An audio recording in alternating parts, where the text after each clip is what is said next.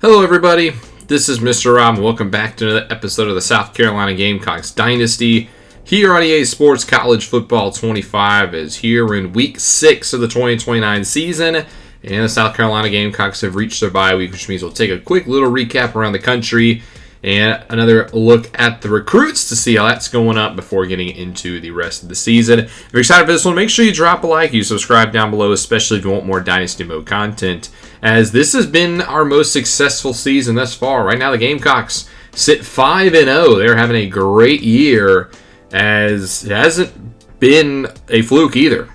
Here's how our season's gone so far. We started off on the road in Chapel Hill against North Carolina. We got a revenge, 26-23. And then we beat Appalachian State at home, 38-19. And then ever since those two games, something has clicked. We slaughtered South Carolina State, 52-7. Beat down Vanderbilt, putting up 62 points on the Commodores. And then we beat Kentucky 43-10. So we've had a great stretch of games, albeit they have been at home. They have been against not the best teams in the world. As you can see, we do have a tough schedule coming up. But nonetheless, our Gamecocks are 5-0. That's something not to sleep on. We'll see how that sits in terms of the rest of the country, as we'll take a go look through conference standings real quick. Starting off in the ACC right now, Georgia Tech currently leads the way, but there are some top teams behind them who are ranked, and the Yellow Jackets are not. Clemson's 4-0. They are the number 4 team in the country, and in my opinion, they probably should be number 1. Considering they own a win against Georgia, but oh well. Miami is up there as well. The Hurricanes continue to be a dominant football school. NC State has been a top 10, top 15 program for quite a few years now. They've been building something great out there in Raleigh, so they're up at the top 2. And Syracuse also ranked at number 24. In the American, the team to beat is North Texas. They're at their highest ever ranking. They're the 3rd best team in the country, are the Mean Green. They made it to the playoff last year. And right now, they look like the team that's going to go this year. They played 4 games, and they've given up 58 points. That is an insane average. The other undefeated teams in the conference, the 2-0 is the Temple Owls. They currently sit at the top. But don't sleep on Memphis, who is a talented program, as well as Tulsa and UAB. They used to be the Group of 5 powerhouse early on in the series. They went down, and now it seems like they could be on the up and up. In the Big 12, currently at the top, you have Utah as the highest-ranked team. They're 2-0 and 4-1 overall. They are behind their good, high-powered offense. But right behind them is TCU, who's been playing a really good defensive football. 5 games, only 70 yards or 70 points given up. Those are easily the top 2 teams in the Big 12. The Big 10, it's kind of anybody's race right now. 3-0 Purdue is there. They're 4-1 overall, but they're 3-0 in the conference. They're the 17th best team in the country. And also behind them at 5-0 is the Oregon Ducks. It seems like after a down 2028, the Ducks have rebounded nicely and they're playing good football. Also, the highest ranked team in the conference is Ohio State. They're ranked number 6 and they're undefeated, as well as undefeated Iowa, who sit 4-0 as well. And there's a couple of other ranked teams down the board. Wisconsin is at number 12, despite being 3-2. The Badgers continue to be in the good graces of the committee. Washington's coming off a bad loss to Maryland this week. They've still been a top team the past couple of seasons. You have Penn State down here, despite being 0-2 in the conference, as well as Indiana to round out the top 25 teams. In the Conference USA, the 2-0 in Conference Louisiana Tech Bulldogs lead the way, but Western Kentucky hasn't played a conference game yet, but they sit 4-0, and they're coming off a big win last week in Ole Miss. So the Hilltoppers still trying to get to that college football playoff. Independents, both teams are 3-2, UConn and Notre Dame by different means. And then the MAC, it's kind of been up in the air right now. Ball State's got a win in the conference, so does Eastern Michigan. Kent State, UMass, and Western Michigan all with wins in the MAC. The Mountain West, a couple of teams will win. It's kind of the same thing as the MAC. It's just kind of anybody's ball game. You got Hawaii, who's 1-0, Nevada, who's 1-0, as well as Wyoming. And then you go into the Pac-12, and you got a couple of 1-0 teams over here as well. The top team being Oregon State. They are the 23rd ranked team in the country. But Boise State, the 2-time Pac-12 defending champions, are up there. Colorado State, despite being 500, Fresno State, and Air Force has already played 5 conference games. The Falcons have gotten off to a hot start to begin their Pac-12 tenure. In the SEC, we're right behind Tennessee. They're the only 3-0 team in the conference, 4-1 total. Somehow not ranked, by the way. Georgia's the number 1 team. Again, I have my, sort of doubts about how sincere that should be, considering they lost to an undefeated team in Clemson. But nonetheless, the Dogs do have a good win last week against Texas, who currently sits 8th ranked. You got Auburn, who's the 2nd ranked team. They have yet to play a conference game, but they are one of the teams to beat right now. Oklahoma as well, 4-0. They're the 5th ranked team in the conference. You have Arkansas in the top 10. You have Missouri at number 14. And Ole Miss, despite the loss last week to Western Kentucky. It's a deep SEC, and fortunately for us, we will avoid almost all of those teams. I think the only of those teams we play is Missouri. So we could actually do some damage in this SEC this year, especially considering the start that we've had. In the Sun Belt, no longer divisions out here thanks to their loss of Texas State. But right now, the only 1-0 teams are James Madison, Marshall, South Alabama, Southern Mississippi, which is also undefeated, by the way, and Troy. And so I'll do it for the conference standings. We'll take a look at stats now. We'll kind of go through these a little bit quickly. I won't spend too much time like I usually do. And we got to spend at the quarterback position first because Shaquille Brock has been amazing. 1,492 yards, 18 touchdowns to 3 interceptions. We played 5 games. He's thrown 18 touchdowns. That's almost 4 per game. Yes, he has 3 interceptions, but all 3 of those interceptions came within like a 5-minute span of that Appalachian State game. So you take away that stretch, and Brock has been almost perfect. There was a lot of sort of doubts about if he would take the starter job. I mean, he had never played a snap, and we had a lot of seniors who have taken snaps on this team. Telvin Byler's a senior. He's had snaps. Josh McDaniel as well. Matt Cockrell had a 4-touchdown game last year against FCS Wofford. All 3 with starting experience. Shaquille Brock won the job out of the spring, and he has not looked back. Been absolutely sensational at the quarterback position. In the rushing game, it's of course been the Wade Man show. 732 yards, only 2 touchdowns though to that end, which is a little low for him. Soro's up there, and Shaquille Brock also adding 3 touchdowns on the ground. So he's responsible for 21 touchdowns in the first 5 games. I don't even remember Dante Reno had 21 touchdowns in a season. Nonetheless, Dante who? In the receiving game, it's been a pretty balanced effort. Now, I was a little worried about this group coming into the season, but they've been very consistent. Amari Allgeier has been great. He had a bad junior campaign. Now as a senior, he's got 24 catches, 307 yards. Both lead the team, and 3 touchdowns. He's been working very well out of the slot. Ryan Gallegos hasn't had the most catches, but he's been very electric with his catches. 15 catches, 272 yards, but 6 touchdowns. Almost half of his grabs have gone for 6. The freshman from Fort Lauderdale, Florida, has built quite the connection with his roommate, Shaquille Brock. Otis Manick, the new tight end, has been very good. 23 catches, 255 yards, but he has not found the end zone. Carl Saban, who stepped up recently in the injury of Ted Martino, and he has really shown himself as a number 1 receiver. 13 catches, 252 yards, 4 touchdowns, averaging 19.4 a catch. It's going to be hard when Ted Martino comes back to get all these guys on the field, but Carl Saban has more than earned his chance to stay on. Wade Man also has 217 yards and 2 touchdowns in the air. Ted Martino, before his injury, had 8 catches for 143 and 2 scores. Brian Kennedy has a couple of grabs. Soro and Vernon Ryder, who led the team in touchdowns, well, actually he was second in touchdowns last year, only has 1 catch, but it was a 10-yard score. The blocking has been good overall. There's only been 6 sacks allowed. Ari Big Hill's been okay. As a junior, there's been some growing pains there. Same with Kevin Fine. Both of them weren't starters last year. Jamie Johns has only given up 1 sack, but he's been kind of handsy with the holds. Deshaun Merriman's been great at left guard, and Stephen Colombo has been awesome at center. Overall, a very good offensive line. That shows because we've spent a lot of recruiting into the offensive line, and this is why we have arguably our best offense ever. On defense, leading the way is Torrey Perkins, the junior from Buffer, Georgia, who has had a great junior campaign, leads the team in tackles, 6 TFLs, 2 interceptions. The knock on him last year is he did not really force any interceptions. He's already got 2. And his partner in crime, Colby Boyette, right there with him with 2 interceptions. They have been a great 2 linebacker tandem. They were our first 2 5-star recruits in this series, and they're showing why right now, just commanding the middle of the field. And Boyette can get down the line as well on a sack and a half to his name. Sonny Gallen has 46 tackles. If he had 46 sacks, that would be insane. And 1 interception, but his play has kind of gone down a little bit. He's seen a reserve role. He's kind of susceptible to the deep ball, and I know this is going out of order, but he saw his snaps greatly reduced in the Kentucky game for freshman Raheem Laybourne, and boy, did he make a difference. He got an interception in his first game, and he was really good in run defense with a tackle for a loss. Raheem Laybourne is going to continue to get playing time at 6'3" as a senior.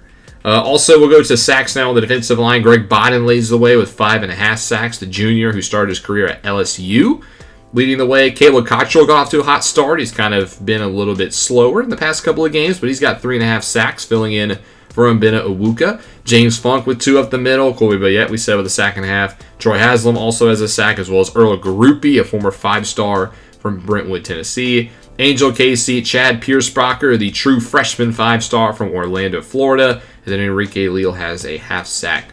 In the interceptions, it is the 2 for Boyette Perkins and Malik Asante who leads the way, the only corner who returned from this past season. We saw Sonny Gallen. Chauncey Parkey has an interception. He's been okay as a safety. He's given up a 1 deep ball, I think, in the Vanderbilt game.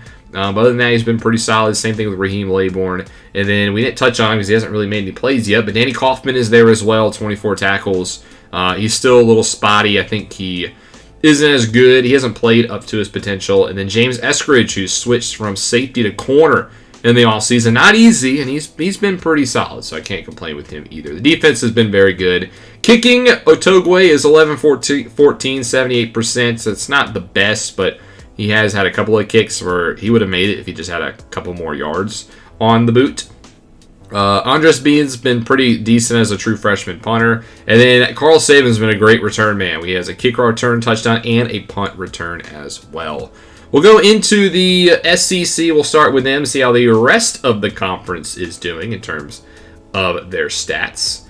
As the passing yard leader in the conference is actually Shaquille Brock. He has a 39-yard lead over Jawan Herndon of Mississippi State. So go ahead, Brock, the redshirt freshman, getting it done. Touchdown leaders with 21 is Gabe Hale of Georgia. Ryan Puglisi, last year's Heisman Trophy winner, who broke all kinds of records with the Bulldogs last year, is being replaced rather nicely by the senior Gabe Hale. Shaquille Brock is second with 18. We see Nate Chocolate, that is an amazing last name, who is third with 16. The interceptions leader with 5 is Jawan Herndon. Craig Cole of Arkansas. Cameron Wiley of Alabama.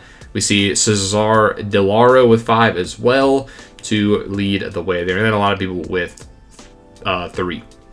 In the rushing game, Wade Mann leads the way. Not surprised there. Second is Dylan Lake of Tennessee, the senior impact player. We see Javier Huber of Arkansas. This is a very deep halfback conference. And you also have DeMar Jerry, who arguably could be the best of the bunch, who's going to be probably a top of the first round pick this year. Ben Choice up there as well. Juan Biggers. There's a lot of good running backs in this conference. Jeremy Proctor down there. Joel Preston.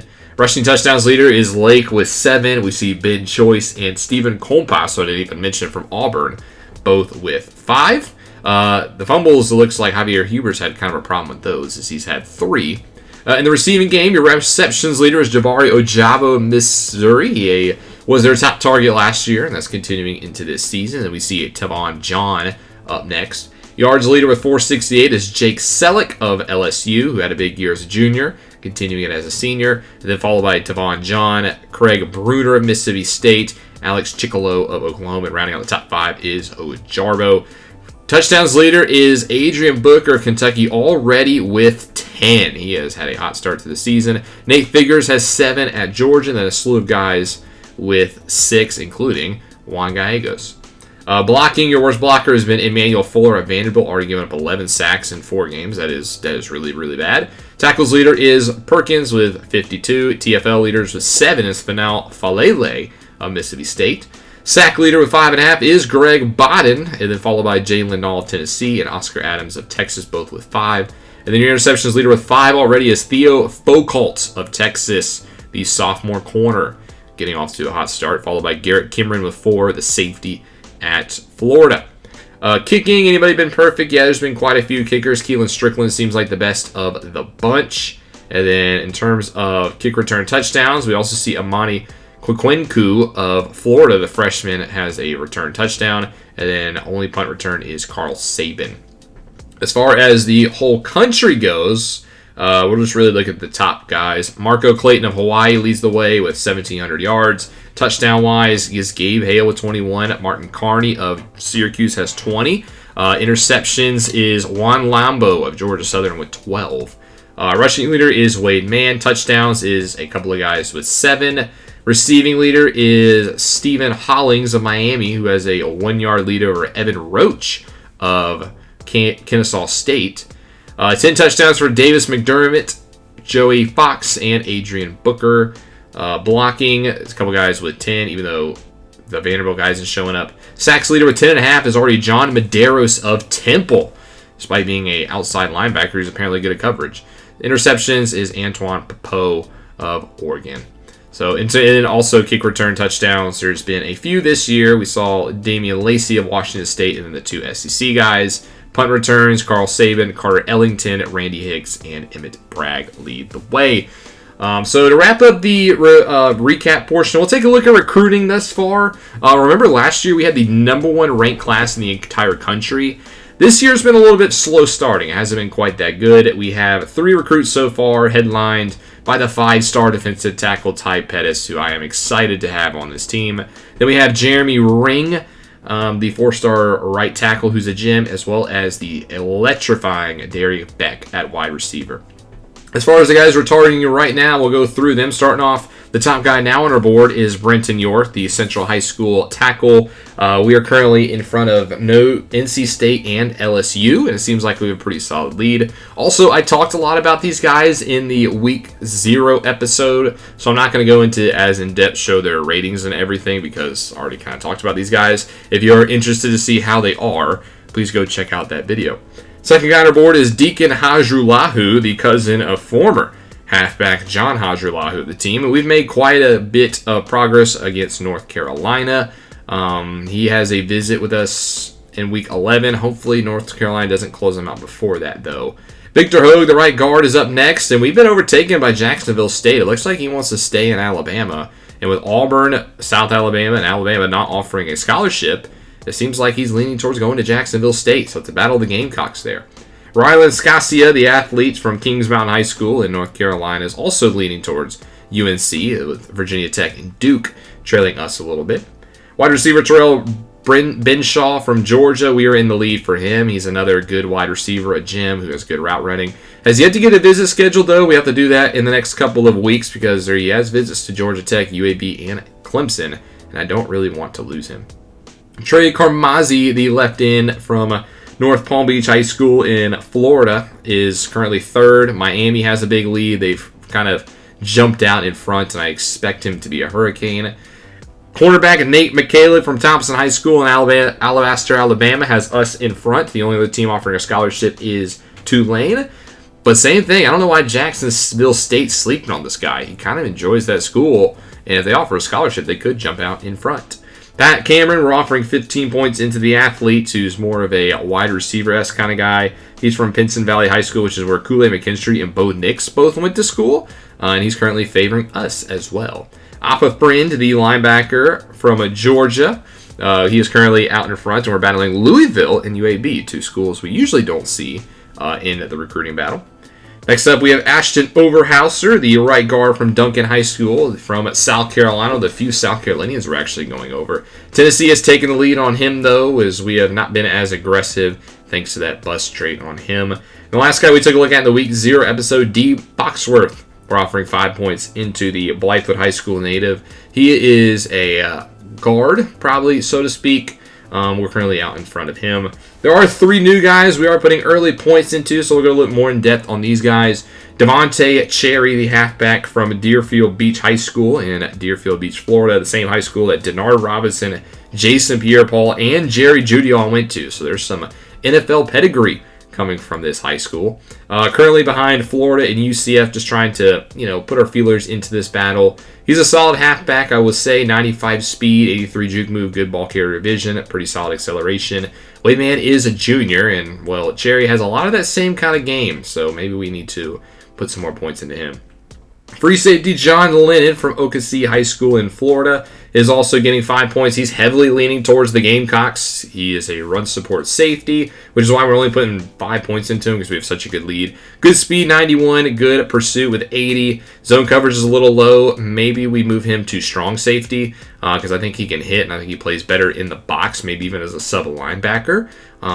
So that's what I like out of it, Jeff Lennon. And the last guy that we're offering points into is Thomas Bono, the tight end from Marshall High School, which is where Trey Lance went to school in Minnesota.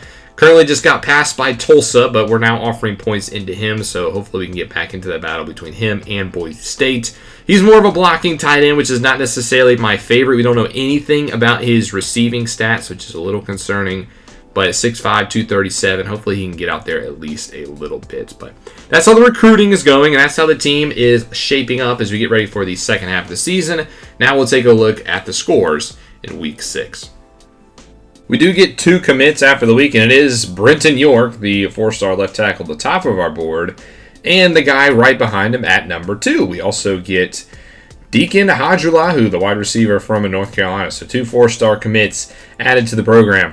Take a look at the top stories coming out of this week. It was a crazy week in college football. The Red River Rivalry, though, is up next. Oklahoma, Texas, 2 top 10 teams playing at the top of their games. We'll see NC State go down to Notre Dame. The Fighting Irish won 3 games in a row after an 0-2 start. And we also see Georgia lose to Kentucky. The Wildcats get the upset in Georgia over the number 1 team in the nation. And then Clemson goes down as well to Georgia Tech. That was just the tip of the iceberg of upsets this week. Here are your top scores on Thursday. Tulsa beat East Carolina by 3. And then TCU looks like the best team in the Big 12, dominating Arizona State on both sides of the football. Getting to Saturday, Liberty beats FIU by a touchdown. Louisiana Tech, the top team in the Conference USA, victorious. Oklahoma, for the Red River Rivalry, takes care of Ole Miss 31-21. Arkansas beats their Southwest Classic rival in Texas A&M. UNLV, welcome to the Pac-12. They get their first win of the conference, 21-14. Nevada takes care of Texas State as the Bobcats lose their Mountain West debut. Mississippi State takes care of Florida, so after a 3-0 start, the Gators have dropped 3 straight in conference play. Buffalo knocks off Ohio in the MAC. We see Penn State get back in the win column finally. They just got to get a win now in the conference. Boston College beats SMU by 8. Western Michigan over UMass. In the game of the week, Auburn beats Missouri. They get their number 1 spot back, arguably a spot they never should have lost as they beat the Tigers. Central Michigan dominates Kent State as we get back into MAC play. Georgia again loses to Kentucky of the big game. They drop to number 11. Tulane now up to number 12 with the victory over UAB. I completely left off the Green Wave when we were going over conferences. They're a very talented team. The Terps continue their winning ways as they knock off Nebraska. Miami, Ohio beats Eastern Michigan by a touchdown. Oregon over Iowa. The Ducks are back. They get into the top 10 with a victory over the Hawkeyes. Middle Tennessee State gets a close win against Sam Houston. And Wake Forest beats Duke by a point.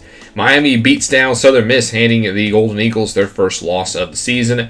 Bowling Green gets a victory over their I-75 rivals in Toledo. Minnesota beats Purdue, knocking the Boilermakers out of the rankings. That was a common theme this week. Florida State takes care of business against Stanford, 31-14. Texas knocks Oregon State out of the rankings, 20-13. Michigan beats Washington. That's 2 straight losses for the Huskies. They go all the way from number 3 to number 21, while the Wolverines are now at number 22.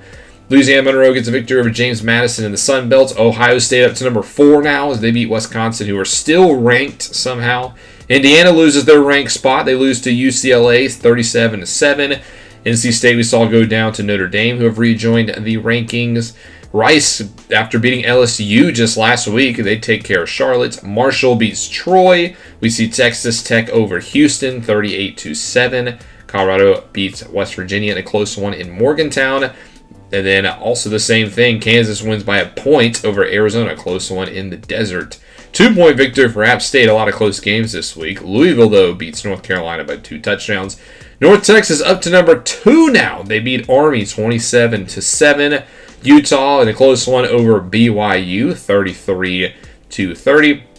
Iowa State, the Big 12, also with a victory over Cincinnati a week after they put up 50+. Virginia joins the rankings. They knock off Tennessee, a big win for the Cavaliers. UConn over Kennesaw State. Baylor beats UCF by 3 points. That's not been a good couple of weeks for the Golden Knights. Alabama beats winless Vanderbilt. Cal knocks Syracuse out of the rankings. They take their ranked spot as their number 18 now. Clemson falls to number 9 as Georgia Tech beat them in their rivalry clash.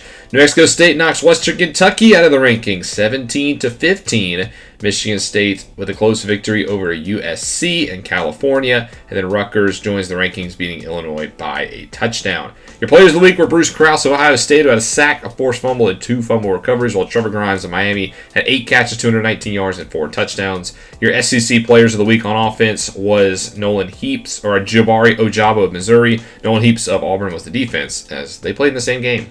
Here's your new rankings. Auburn reclaims the number 1 spot. Oklahoma, though, with 31st place votes, despite still being behind North Texas. A lot of movement because of the losses. And look who's at number 20. South Carolina, has joined the rankings. Last year, though, that was a curse for us. Every single time we joined the rankings, we took a loss. Hopefully, that doesn't continue this year. Big week for the SEC, Oklahoma, Texas, and the Red River rivalry. Georgia looks to bounce back against Ole Miss. Kentucky, can they do 2 for 2? They go to face number 1 now, Auburn. Will lightning strike twice? We'll have to wait and see. And then a ranked matchup of the Big Ten, number 16, Penn State, number 24, Rutgers. It's a big game for us, too, because we hit the road now to face the LSU Tigers, who are 3-2 on the season, 1-0 in the conference. And despite the fact that they lost 2 weeks ago to Rice at home, this is still the most talented team we face. Honestly, some might even consider us the underdog. LSU is a very good team. We did beat them last year in Columbia 22-20. It took a game-winning drive, though, by then quarterback Dante Reno to get it done. But now we're going to be hitting the road to Death Valley. We're going to hear the loud fans. We're going to have to see how Shaquille Brock does under pressure for the first time, and hopefully hang on to our undefeated record in ranked spots. So it's going to be a huge game in the next one. I cannot wait to get into it. But thank you guys so much for watching. Hope you guys enjoyed. If you have, make sure you drop a like and you subscribe down below, especially if you want more Dynasty Mode content. This is Mr. Rob, and I'll see you in the next one.